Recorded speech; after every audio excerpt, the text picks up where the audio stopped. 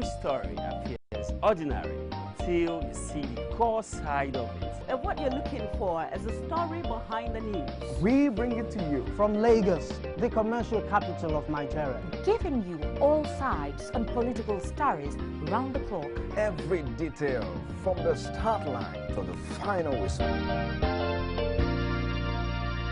CoreTV News, expanding your view.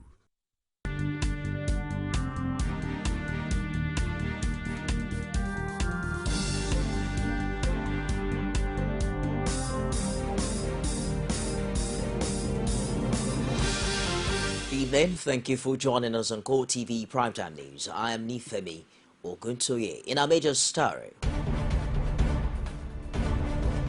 President Muhammadu Buhari bemoans the low level of industrial development in Nigeria.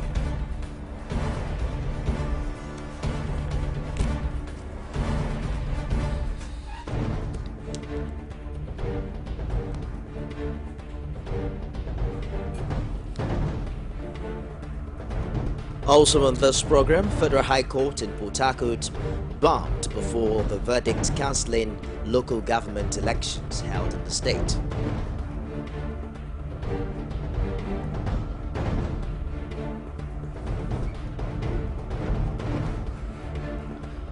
Former Jigawa State Governor Sule Lamido to spend Salah in jail with his sons over alleged money laundering.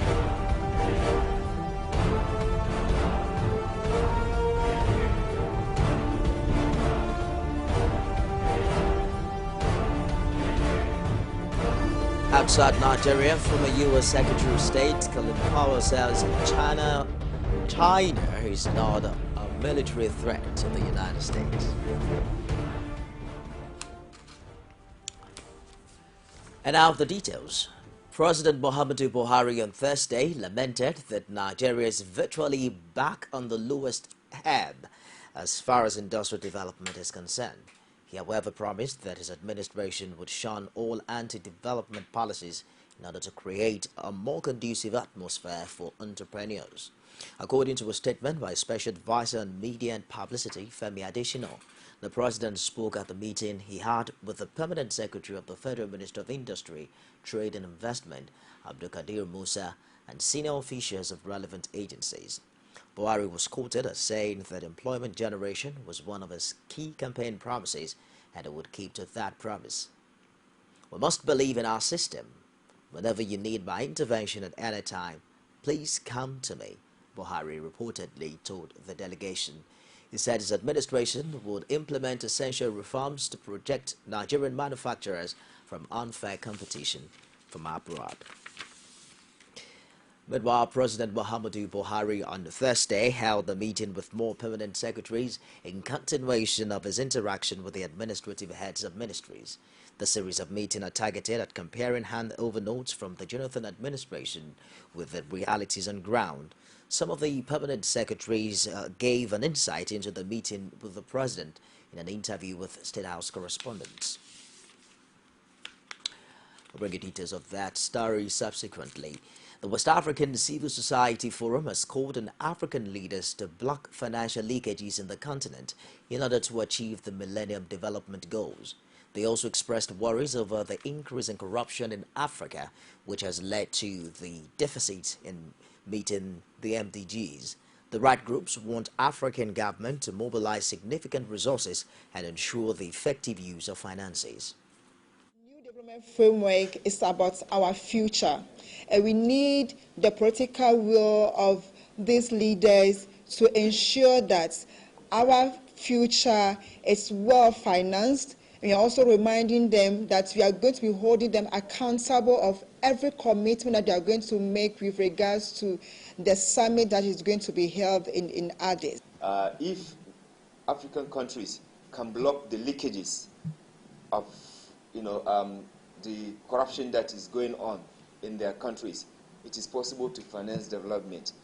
Just take, for instance, in Nigeria alone, just in 1 year, over 1.7 trillion was given as a waiver, and these waivers were not necessarily needed. So if you can actually, utilize, taxation, and you use the tax for the development, you would have discovered that, many countries in Africa would have actually, do quite a lot without depending with aid. The Rivers State Governorship Election Petition Tribunal, sitting in Abuja on Thursday, reaffirmed its ex parte order made on June 11, 2015, granting permission to the All Progressives Congress and its candidate in the April 11, 2015 governorship election in the state, Nakuko put aside to inspect the electoral materials used for the poll. Put aside and the APC had on May 3, 2015 filed a petition before the tribunal to challenge the victory of the People's Democratic Party and its candidate Nyesom Wike in the poll. The Justice Muazu Pandiga-led tribunal in the ruling on Thursday dismissed Wike's application, asking for the setting aside of the June 11, 2015 order. Wike had argued that the tribunal's order was wrongly made and asked the tribunal alternatively allow its agent to participate in the inspection to be undertaken by the petitioners. He also asked the tribunal to vary the order in such a manner that the petitioners would not be allowed to make copies of some of the materials. Of course, the judge noted that the order made on June 11 was in accordance with the provision of Section 151 of the Electoral Act and was directed at INEC and not Wike. He adjourned to July 22 for the commencement of the pre-hearing session in the petition. Deputy Senate President Ike Ekweremadu has expressed concerns over the recent spike in Boko Haram attacks in some parts of northern Nigeria. He says if nothing serious is done, the insurgents might be emboldened to stage an attack in Abuja or make an incursion into southern Nigeria. Senator Ekweremadu made these concerns public at a brief interaction with National Assembly correspondents in Abuja. Regrettably, the actions of Boko Haram seems to have resurfaced. Now, not only in Borno, they've carried out their activities also in Plateau. They've gone to Adamawa. Lately, they were in Kaduna. And I'm worried that if nothing is done, the next target will be Abuja, and maybe they'll start going south. So it is important for us as those in government, whether executive or legislature, to come together to find a solution to this problem.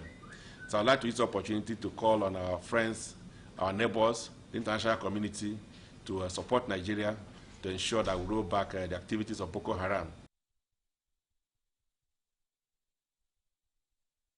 Meanwhile, the Nigerian Union of Teachers is concerned about the rate its members are affected by the Boko Haram insurgency. It says 37 teachers died in the recent bomb attack in Zaria to bring the total number of deaths in the hands of insurgents to 272. The union added that over 19,000 of its members have also been displaced. It's against this backdrop that teachers want President Muhammadu Buhari to go to great length to curb the insurgency. Helen Chicks has more from NUT's Founders Day celebration in this report presented from our studios. Teachers chanting the union slogan just before the event. But the fanfare ends almost immediately as the union declared that it was a low-key anniversary given the serious challenges confronting the nation. Aside from unpaid salaries, the teachers are concerned about national security. NUT President Michael Olukoya says more than 50 teachers were killed in the recent Zaria bomb attack. Almost on a daily basis, which is indicative of the grim reality that the callous attacks and spree of bloodshed by the insurgents is still daunting. As teachers who are saddled with the responsibility of giving care and molding the character of children to become useful persons in the society, we feel pained and demoralized to note that the barbaric art of terror has sculpted and destroyed talents, potentials, and life of our Chibok girls and thousands of other children in the northeast of Nigeria. It remains an unforgettable experience that over 19,000 teachers were displaced, while no fewer than 272 teachers lost their lives to the atrocious activities of Boko Haram only in Borno State. For a group that has over time borne the brunt of months of unpaid salaries, it is impressed with the direction of the present administration, especially in the bailout intervention. The union, however, is not comfortable with teachers' salaries in the hands of the local government councils. However, as a union, we wish to use this opportunity to draw the attention of the President or President Buhari to our age-long fears and concerns about the capability of local government council and the political will of their leaders to pay salaries of primary school teachers in the country, given the history of total failure of the council to carry out this responsibility in the past. But in spite of this and other challenges, union members rate the Nigerian teacher high. With obstacles, we are breaking through. Nothing to regret so far, because that's what we signed to do. When you look at in terms of welfare of teachers, not all over the country, most of the states in the country, we have recorded a lot of achievement in the area of our own field, and also in the area of development and welfare packages for our members. The teachers say the union has a lot to celebrate as it marks its 84th anniversary, but they are prepared for a showdown with states which fail to meet their obligations.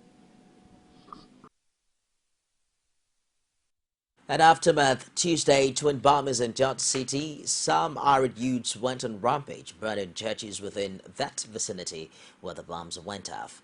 This was made known to journalists by the police commissioner Nasiru Oke.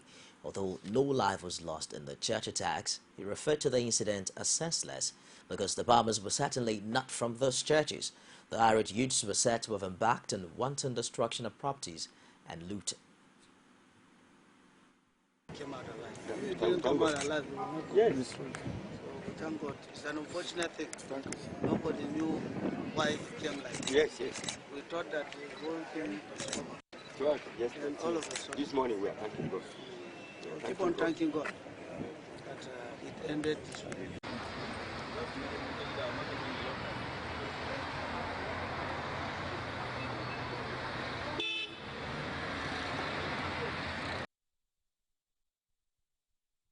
When the governor of the state, Simon Lalong, visited the burnt churches, members took turn to lament the persecution that they had to face from the neighbors of the other religion.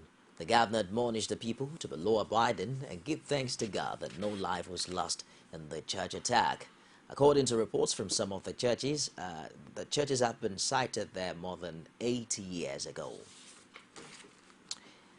An explosion occurred earlier this morning outside the Federal High Court 1 Port Harcourt, where Justice Lambo Akanbi reportedly delivered a crucial ruling this morning, July 9. The ruling saw the dissolution of 22 local government in councils in this state. Justice Akanbi, who presided, said that the decision of the Amechi-led administration to go ahead with the conduct of local government election on May 23 was a flagrant abuse of court process and a total disregard for the rule of law. Akanbi explained that the council election defied the rule of law because it was conducted despite court order asking all parties to maintain status quo. But while there was an explosion outside the court premises, and speculations have it that the explosion might have been a reaction to the ruling. Though details of the incident are still sketchy, there was no casualty recorded in the blast. We'll take a break now and we'll be back with more stories. Don't go away.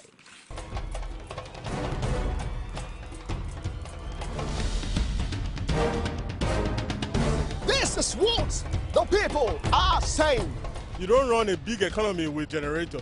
They need to do more in terms of energy and power. Many things to do for this Nigeria about lights, water, and new TT. For Nigerians that are not gullible, we know that good laws have done nothing good for this country. Buhari won the election convincingly. Talk to our husband that you should keep promise about what you said, because people are watching you. You know, another election is coming. Because some people will stand for Yoruba land. Will be strong man. We don't die. This nation is moving forward. The best is going to take place.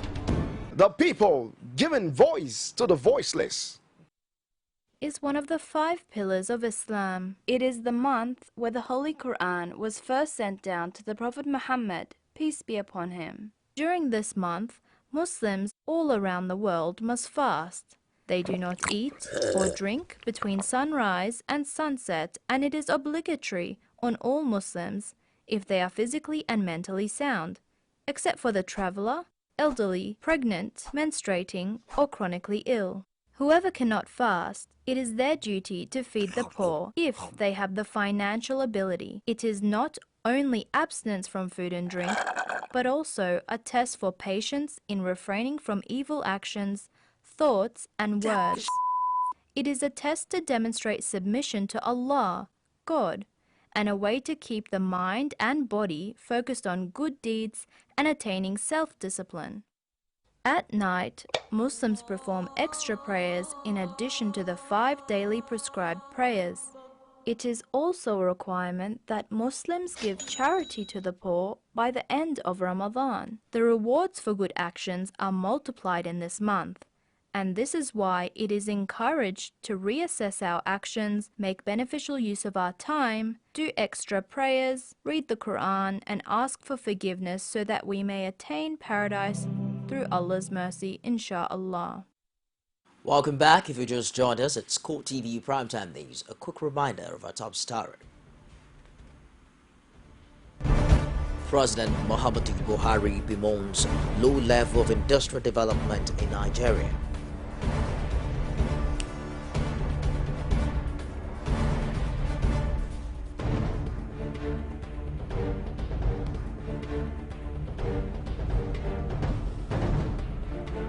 Federal High Court in Port Harcourt bombed after a verdict cancelling local government elections held in the state.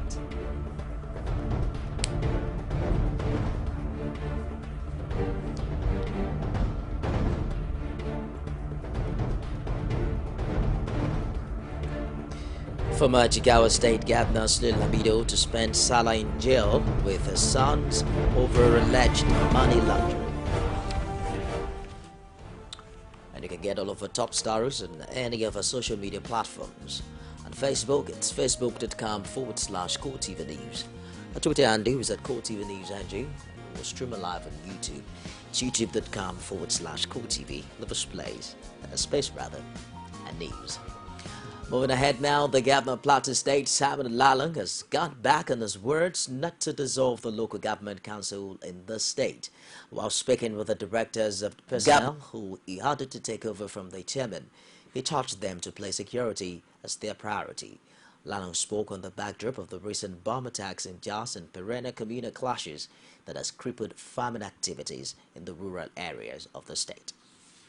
Governor Lalang, whose major part of his campaign was hinged on the vow that he would not dissolve the local government administrations, shocked the entire state residents. His supporters and opponents alike expressed their dissatisfaction when he announced the dissolution and sacking of the local government chairman, who he ordered to hand over to the director of personnel at their councils. He stated that one of the major reasons for the dissolution of the local government councils is financial impropriety and that the local government bosses in the state were not acting in good faith. That transition committee was bring out an interim report on what was happening in the council. After that, I traveled out. The chairman of the council were with me. They pledged their cooperation, they pledged everything.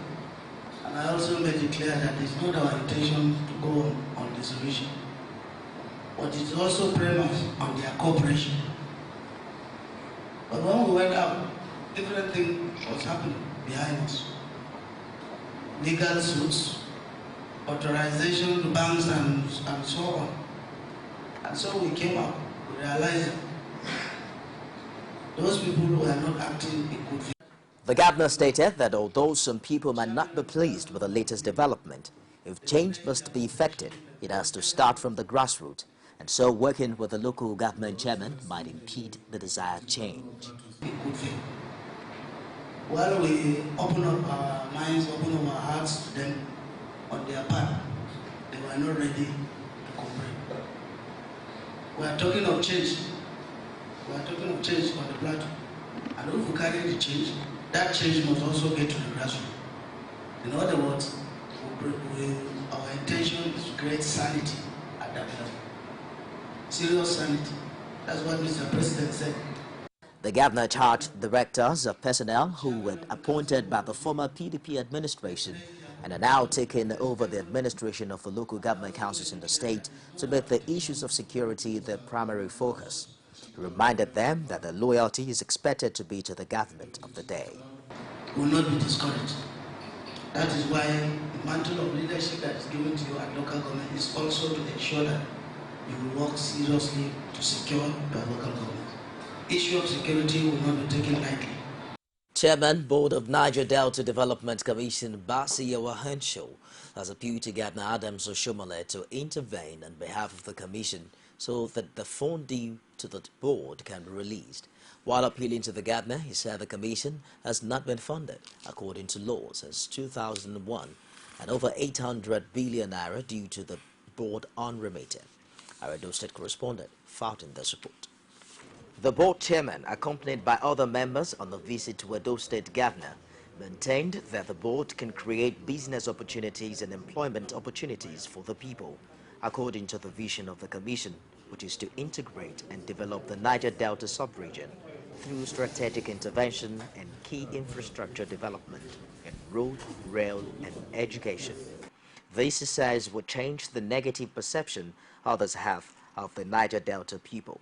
We are not unaware of the negative perceptions of the NDDC in the minds of the public, but as a board, we have come determined to change that. Thus, we have awarded hundreds of overseas scholarships in the sciences, built hundreds of kilometers of roads, completed several university hostels, all of which were started over 10 years ago, but also, importantly, because you are uniquely positioned now to be a strong bridge between the South-South, the Niger Delta, and the federal government. Governor Adams Oshomole, welcoming the guests, assured that the Niger Delta will benefit immensely from the government of President Muhammadu Buhari. He advised the state commissioners on the NDDC board to ensure that the views they canvass reflect the expectations of the people of their states. The fact of living in an oil-rich region has meant that our people have had to cope with crisis of pollution of the waterways, affecting fishermen, affecting farmers, pollution of the land, of the air, that has huge implications for even future generation. And it is a lot of the board as an intervention agency to try to dig through all of these challenges and fashion out specific areas of intervention that will impact on the quality of life of the people. All that is expected is that the Federal Ministry of Finance, or to be more specific, the federal government, ought to ensure that the laws that they have passed and signed that are in operation, that those laws are enforced to be lettered so that they in turn can compel the board to ensure that those funds are judiciously applied. The governor further said one of the major weaknesses observed in the running of the commission is that it has been over-politicized. There is tension in Niger Delta over the plight of students undergoing various academic and vocational training abroad under the Presidential Amnesty Program of the federal government. It was learned that the students who are undergoing higher education in Europe, America, Asia, and African countries were stranded due to the inability of the government to pay their tuition and other fees. Youth in the region, including family members of the stranded students, were said to be threatening to begin attacks on oil facilities to compel the government to work out measures of settling its financial obligations to the students. Following threats to peace in the region, notable ex-militant leaders and former commanders of the movement for the emancipation of Niger Delta on Thursday sent a Save Our Soul appeal letter to President Muhammadu Buhari. The ex-militant leaders, under the auspices of Leadership Peace and Cultural Development Initiative, urged the president to urgently address issues within the Presidential Amnesty Office. The ex-Greek warlords, in the letter signed by their president, Pastor Reuben Wilson, reminded the president that the amnesty, which was proclaimed by the late President Omar Yar'Adua, was the reason behind the increase in crude oil production. The Edo State Governor Adams Oshiomhole has called for stiffer penalties for persons convicted of rape, defilement, and other forms of child abuse to serve as a deterrent to others. Oshiomhole, who spoke when he received members of the state chapter of International Federation of Women Lawyers who paid him a courtesy visit at the government house, decried the rising cases of the menace in the state and the country, which he described as heinous crimes that must be prosecuted diligently. He said the issue has been discussed at the Executive Council meetings with the Attorney General to review the law such that the number of years a convict gets will commensurate with the severe nature of rape and defilement. The governor noted that the sheer number of rape cases and defilement that are recorded is on the high side across the country.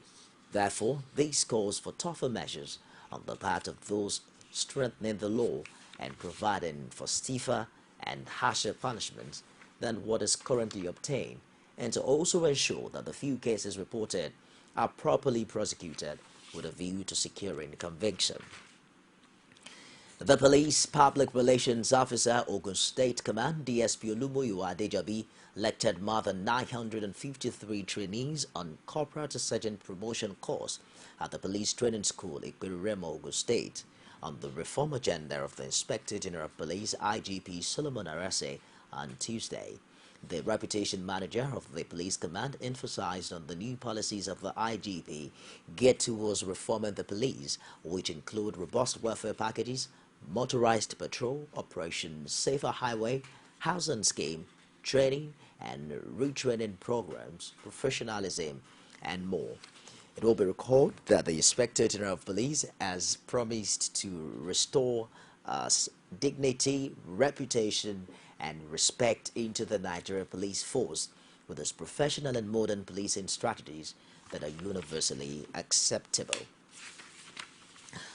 Traffic to and fro Abeokuta through Ifo in Ifo local government area of Ogun State was on Thursday morning brought to a standstill as tipper lorries blocked both sides of the road to protest the alleged killing of a woman by mobile policemen doing stop and search on the busy stretch of the road.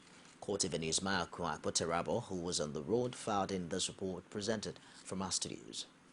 Traffic, according to eyewitnesses, came to an halt after the policemen rammed the patrol vehicle into a commercial vehicle while trying to apprehend the vehicle, killing the woman who was a passenger in the bus. A tipper, according to eyewitnesses' account, was also involved in the accident as it allegedly tried to avoid running into both the police patrol vehicle and the commercial bus. Tipper drivers later blocked the expressway as a sort of protest against the alleged recklessness of the police. Hey, the camera! Why are you videoing us now? Who is videoing you? Look at your camera. I was videoing the event now. You drive your vehicle like this. I don't drive them. For this eyewitness in Ayede, the sleepy settlement where the accident occurred, the police are solely to blame. I want to meet them. They said that police and was commercial bus there, so they'll kill somebody there. And I hear no. I'm about to sort everything. When the police come, decided to be shooting gun up and down, but I don't know what's happening. Look at them now. The way they do everything. For order to be restored, mobile policemen who came to clear the traffic were also alleged to have fired not only canisters of tear gas, but live rounds to disperse the tipper drivers who had blocked both sides of the expressway.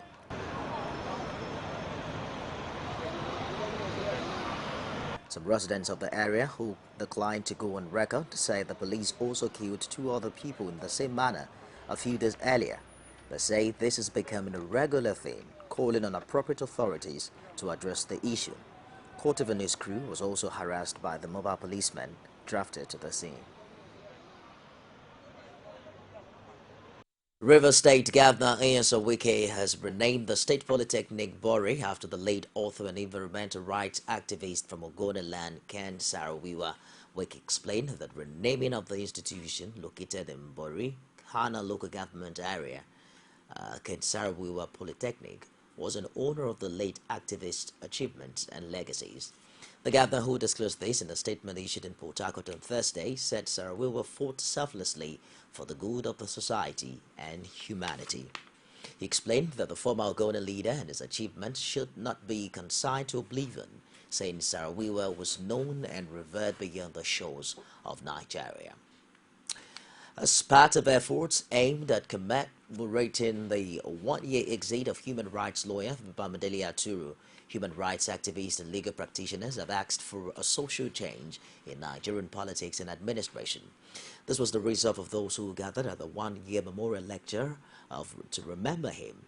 They also called for a decisive resolution of the crisis of leadership currently rocking the National Assembly. Olajumoke Olatunji, who was at the University of Ibadan, venue of the lecture, filed in the report. July 2014, the legal profession and indeed the human rights community lost one of its brightest lights, Bamidele Aturu. Today, exactly a year after, his friends and admirers in both the legal profession and the human rights community have gathered at the University of Ibadan for a memorial lecture to remember him. The guest speaker of the lecture theatre, the Faculty of Law, Chidi Odikalo, while appreciating the personality of the late Aturu, says he's a worthy example for young students in the quest for social justice. Democracy is too important to be left to lawyers, judges, and politicians alone. There is the urgent need for the emergence of a new attitude in civil society that balances the link between knowledge and action. The time has come for our peoples to play the historic role of making Africa truly democratic. That role cannot be played by making pious declarations or by merely criticizing power holders, but by using all lawful means to engage and contest for power. A friend and colleague of the late Aturu, Malaki Igbume, expresses his concern at the level of impunity and immaturity currently on display at the National Assembly. He, however, called for a change of attitude from all parties to the crisis. Bamidele's notion about the law and then his vision for this country. He was sincerely committed to the ideals that we take the law practice in this country beyond what the law is at the moment, to what it ought to be. Bamidele Aturu studied law at the University of Ife and devoted much of his legal practice to representing marginalized and oppressed individuals and groups. Olajumoke Olatunji, CoreTV News, Ibadan.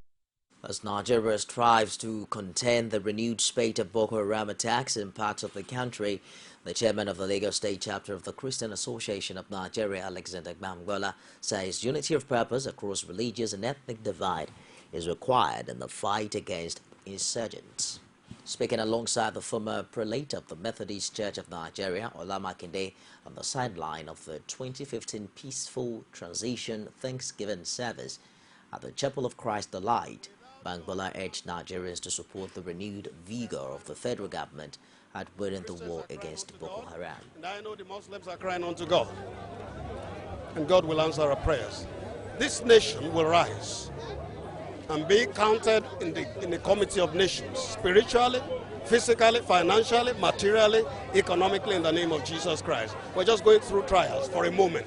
Now, he has started with the insurgency very well, but I'm just praying he should pray very well to sustain the success he has achieved, to pray for wisdom to sustain the success he has achieved, to manage the success, because that's very, very important. Very, very important, so that we can work for eradicate unemployment and kill insecurity, and then make sure there is life abundance for people who voted him. It should not disappoint Nigerians. The inter-denomination service was organized to appreciate God for taking Nigeria through a violent-free 2015 general elections. 7 people escaped death on Thursday after a 4-story building, which is under construction, collapsed on a church building in the Sabo Yaba area of Lagos State. It was learnt that the building suddenly collapsed around 2:30 p.m. while the 7 men who were working on the building were on break. A part of the building was said to have collapsed on a church, which was behind it. The General Manager of the Lagos State Emergency Management Agency, Michael Akindele, confirmed the incident, adding that 2 other buildings were affected. The spokesperson for the National Emergency Management Agency Southwest Zone, Ibrahim Farinloye, said work was ongoing at the site to evacuate the debris.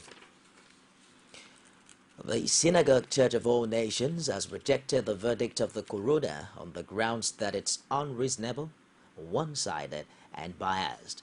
The church says there was no finding that it engaged the services of unqualified or incompetent professionals for the construction of the building, saying officials of the Standards Organization of Nigeria, SON, who gave evidence at the coroner, also certified that the materials used were all approved and of good quality. According to Synagogue's legal counsel, Barrister Olale Konjo, the coroner's verdict was one-sided that left many questions unanswered. He disagreed with the findings concerning the aircraft that hovered over the 6-story building, saying there was evidence before the court that the incident could have been brought about by external forces such as controlled demolition or an explosion. Former Jigawa State Governor Sule Lamido, his 2 sons Aminu and Mustafa, and 1 Aminu Wada Abubakar are to remain in prison to September 28, 2015. The quartet were remanded in prison custody by Justice Evelyn Ayadike of the Federal High Court in Kano after they were docked on a 28-count charge of corruption and money laundering before brought against them by the Economic and Financial Crimes Commission. They were arraigned alongside 4 companies in which the Lamidos are believed to have interest. The companies are Bamina Holdings Limited, Bamina Company Nigeria Limited, Bamina Aluminium Limited, and Speeds International Limited. EFCC said in the charge sheet that former Governor Lamido have abused his position by awarding contracts to companies in which he has interest, using his 2 sons as front. However, when the charges were read to the accused persons, they pleaded not guilty, and their counsel, Ofyong, urged the court to consider granting the accused persons bail. Prosecuting counsel Chilio Koroban requested for time to respond to the application and prayed the court to remand the accused persons in prison on the grounds that EFCC holding facilities in Abuja and Kano were already overstretched. Justice Ayadike consequently remanded the accused persons in prison custody pending consideration of the bail application and adjourned to September 28, 2015. A federal high court in Abuja has granted former governor of Imo State, Ikedi Ohakim, bail in the sum of 270 million naira. Delivering a ruling on bail application filed by Ohakim's lawyer, Justice Adeniyi Ademola, ordered the ex-governor to produce 1 surety with the landed property within the court's jurisdiction. Justice Ademola also directed that Ohakim deposit his international passport to the court registrar. He subsequently adjourned the case till October 20 for trial. The former governor, who was arrested by EFCC operatives on Tuesday, July, is standing trial for allegedly making a cash payment to the tune of $2,290,000 for the purchase of a property at Plot 10, 1098 Cadastral Zone A04, Asokoro District, otherwise known as 60 Kwame Nkrumah Street, Asokoro, Abuja. The matter is now adjourned to 20th of October. Let us not talk beyond this point. We are satisfied with the bail conditions we are. We have also thanked the court for the liberal bail conditions. The court has said that that every accused is presumed innocent until proven guilty. That is the only comment I will make now. The rest will be next time. We'll be back after this break with business, sports, and stories outside Nigeria. Don't go away. You can now watch CoreTV News live from anywhere in the world on our website, www.coretvnews.com. Click on Live TV on our website and watch us live. And welcome to CoreTV Primetime Days. To follow us on Twitter, click on Twitter icon on our website. On Facebook, click on the Facebook and YouTube to see all our previous news production. You can also watch us live on YouTube. Click CoreTV, leave a space, then News. CoreTV News, a 24-hour news station. Outside Nigeria, former U.S. Secretary of State Colin Powell has stressed the importance of U.S.-China cooperation and dismissed the assertion that China would be a military threat to the U.S. According to Powell, it's not in the interest of China to be a military threat to the United States.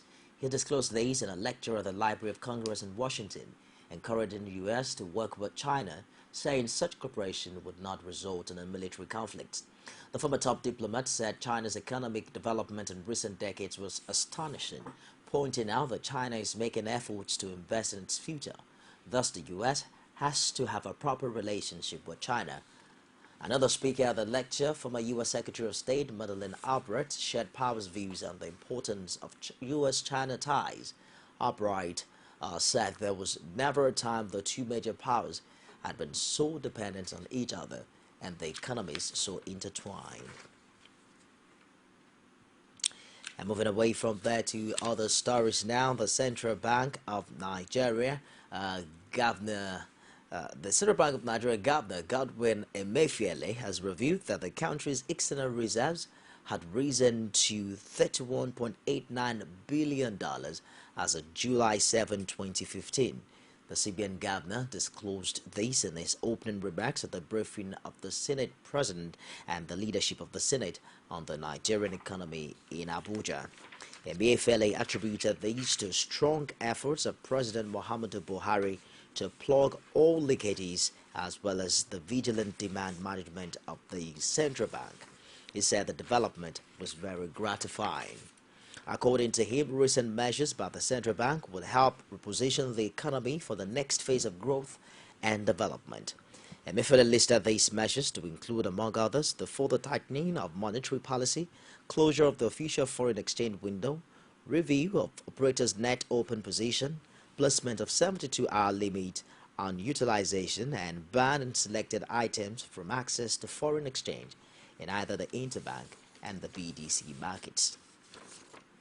The Senate on Wednesday asked the Central Bank of Nigeria to collaborate with Nigeria Customs Service to retrieve about 30 billion naira in waivers granted by the President Goodluck Jonathan administration to some firms, which has allegedly been used to fraudulently import rice into the country. Senate President Bukola Saraki stated this while briefing journalists after a 3-hour meeting between the upper chamber and the management of the CBN led by the governor, Godwin Emefiele. Saraki explained that the meeting deliberated extensively on the specific steps needed to be taken in order to diversify the nation's economy from import dependence to export oriented, with priority given to locally produced agriculture and textile products. And now to sport. Our style, that's what he delivered. Here's that ball storming, Puyol with a flying lead. Go taking them out in the lead.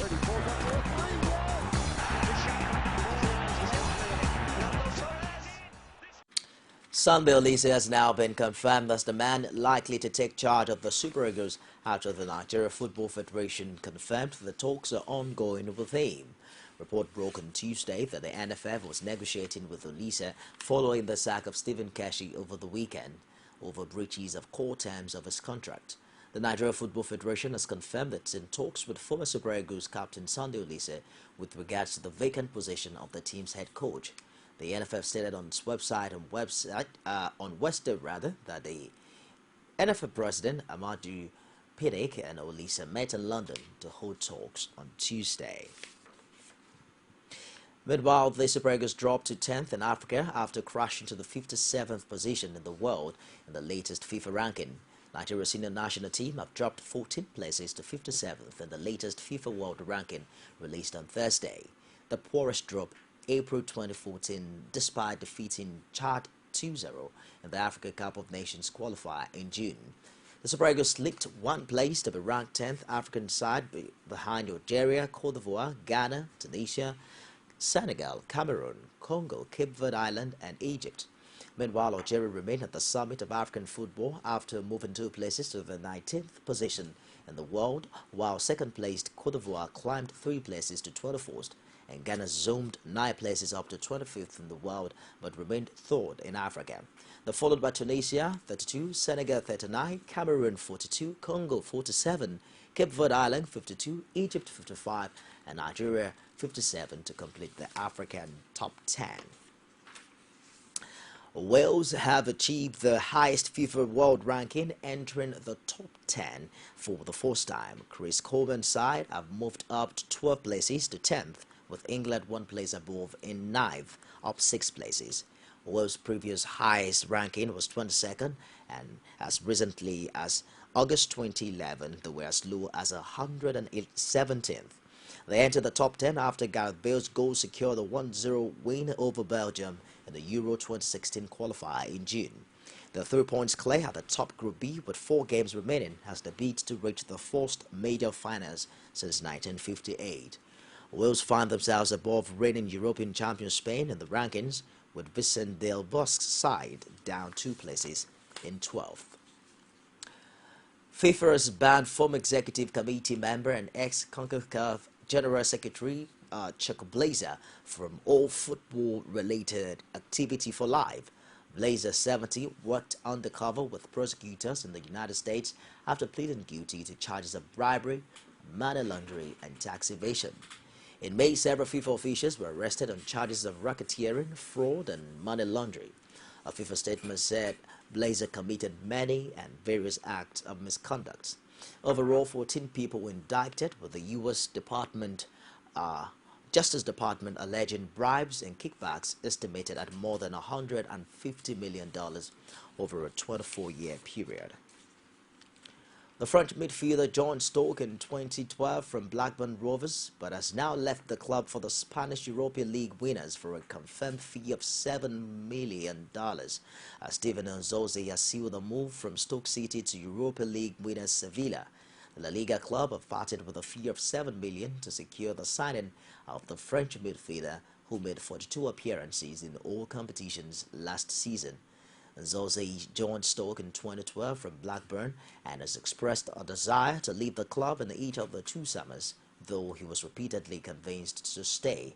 Sevilla have now lured Nzozi away. However, he has signed a 4-year contract at the La Liga Giants, which is believed to have a release clause of $30 million. And we're headed here with some tennis. World number 1 Serena Williams brushed aside 4th seed Maria Sharapova to set up a Wimbledon final against Spain's Gabin Muguruza. The American 33 extended a winning run against Sharapova to 17 matches over 11 years with a 6-2, 6-4 victory. Williams could win a 6th Wimbledon and 21st major title on Saturday, when she can also complete a Serena Slam by holding all 4 Grand Slam titles. Muguruza, 21, beat Agnieszka Ranswajska 6-2, 3-6, 6-3 in the first semi-final. The Venezuela-born 20th seed led by a set and a break, only for 13th seed Radwanska to respond with 6 straight games and forced a decider.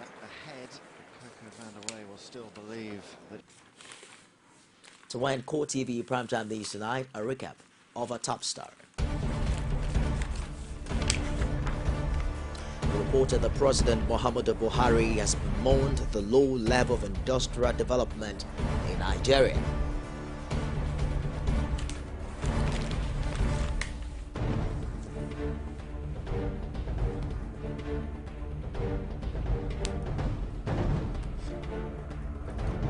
And the Federal High Court in Port Harcourt was bombed before the verdict cancelling the local government elections held in the state.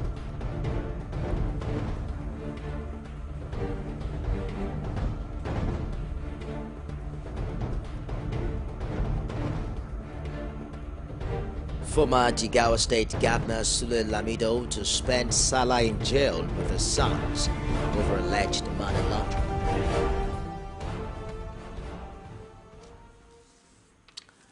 And that wraps it on the news tonight. On behalf of everyone here, thank you for watching. I am Ifemi Ogunsoye.